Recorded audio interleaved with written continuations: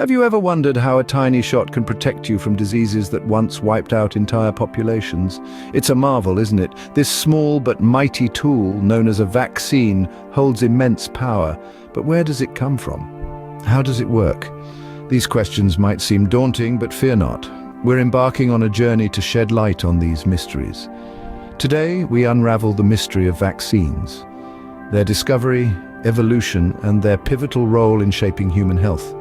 Our journey begins in the late 18th century in the mind of a curious English physician named Edward Jenner, a world where smallpox, a deadly disease, was a constant threat, and Jenner was driven by a singular question: could we prevent it?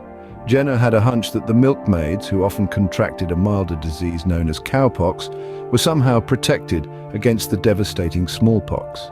He hypothesized that exposure to cowpox could equip the human immune system with the tools necessary to fight off smallpox. To test his theory, he did something quite unthinkable by today's standards.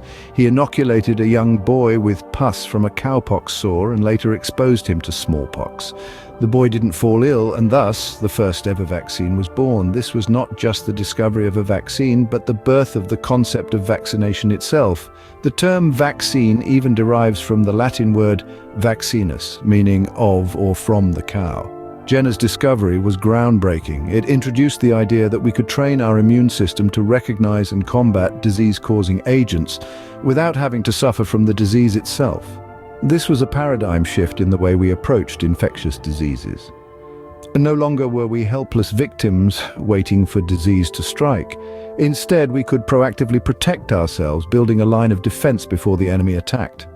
Jenner's vaccine was met with skepticism initially, but as more and more evidence stacked up in favor of its efficacy, it was eventually accepted and widely used. Smallpox, once a global scourge, was declared eradicated in 1979 thanks largely to Jenner's vaccine. Jenner's discovery paved the way for a new era in medicine, forever changing our battle against infectious diseases.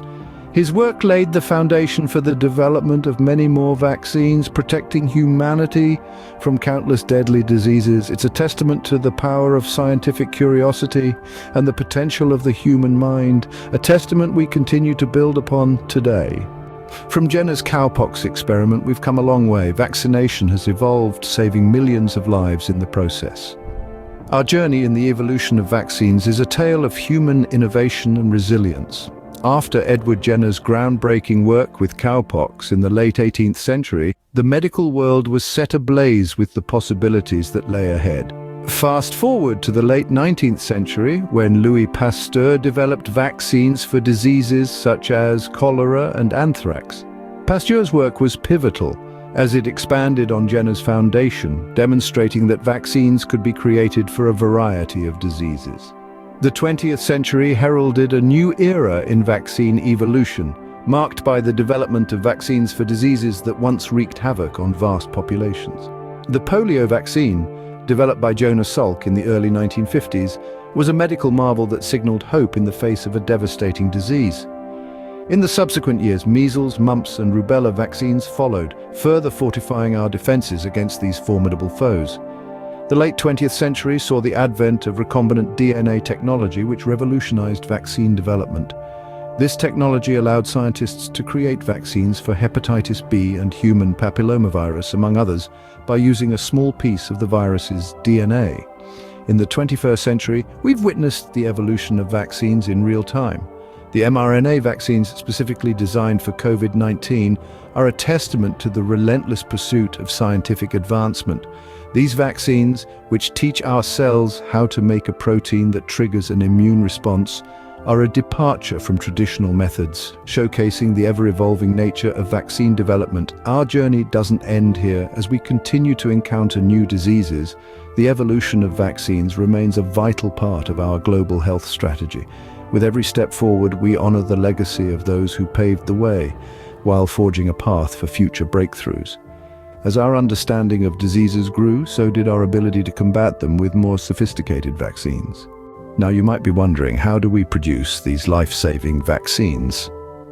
Well, it all starts with pathogen selection. Scientists identify the virus or bacteria that causes a certain disease, and then select a specific strain to work with. This may be a naturally occurring strain or a genetically engineered one, depending on the type of vaccine being developed.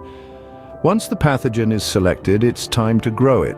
This is done in controlled environments, often in cells cultured in a lab. For some vaccines, such as those for influenza, the virus might be grown in chicken eggs. This step can take anywhere from a few days to several weeks. Next, the pathogen is inactivated or killed so it can't cause disease. This is usually done using heat, chemicals, or radiation. For some vaccines, instead of killing the pathogen, scientists remove or disable the genes that make it harmful. Now, we're not quite done yet.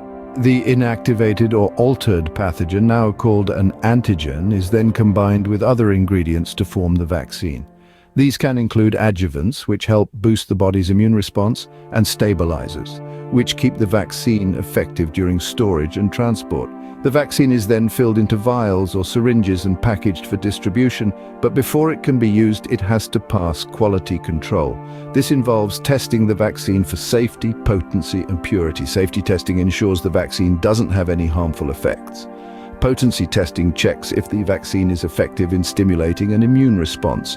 And purity testing makes sure the vaccine doesn't contain any contaminants. If the vaccine passes quality control, it's released for use, but even after release, it's continually monitored for safety and effectiveness. If any issues are detected, the vaccine can be recalled. So, you see, vaccine production is a complex, meticulous process. It involves not only a deep understanding of the disease-causing pathogen and the human immune system, but also strict adherence to quality standards. It's a process that requires the collective efforts of microbiologists, geneticists, chemists, engineers, and many others. Each vaccine undergoes rigorous testing to ensure its safety and effectiveness, a testament to the science and dedication behind every dose. The world of vaccines is vast and varied, with different types for different threats. Let's delve into the fascinating realm of vaccine classification. First up are live attenuated vaccines. These use a weakened form of the germ that causes a disease. This might sound alarming, but don't worry. These germs can't cause the disease in healthy people. Instead, they stimulate a strong, long-lasting immune response, much like the one your body would naturally produce after an infection. Examples include the measles, mumps, and rubella vaccine.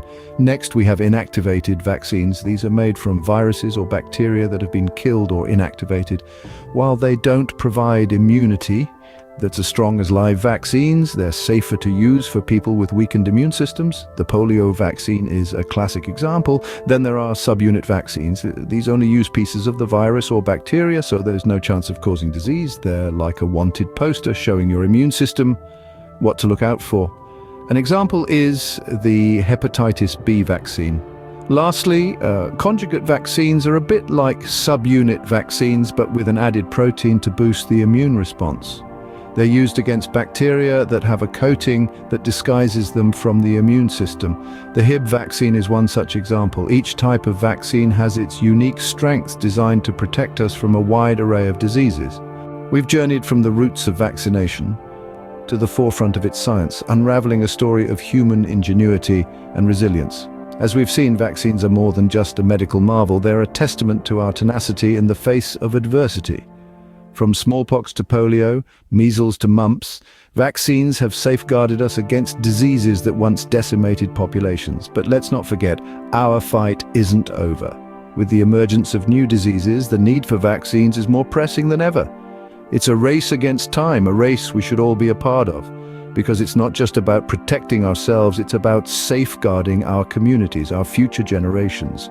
And while our tireless researchers and scientists are at the forefront of this battle, we can't underestimate our role in it. By educating ourselves and others, by promoting immunization, we too are contributing to this cause. Remember, every vaccine developed is a victory, a step towards a healthier, safer world. And every bit of knowledge we gain, every myth we debunk, brings us closer to that goal. So let's keep learning, let's keep questioning, let's stay curious and informed. Because our journey doesn't end here. If you found this journey as fascinating as we did, subscribe for more, because you might not find us later, but we promise there's a lot more enlightening content coming your way.